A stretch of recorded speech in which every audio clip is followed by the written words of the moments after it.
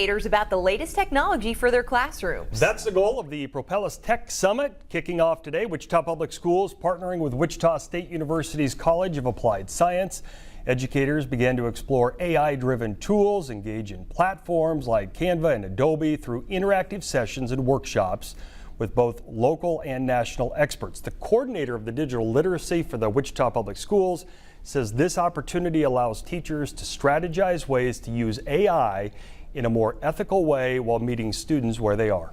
Yeah, teachers need to be the lead in this idea of AI in the classroom so that they can guide their students to use things with great ethical choices, right? We need to be those lead learners and explorers and those who can discover what's possible with it. Program free to USD 259 teachers and staff, pre-service teachers, and Wichita State faculty and staff as well. Teachers from other districts and colleges can attend for free.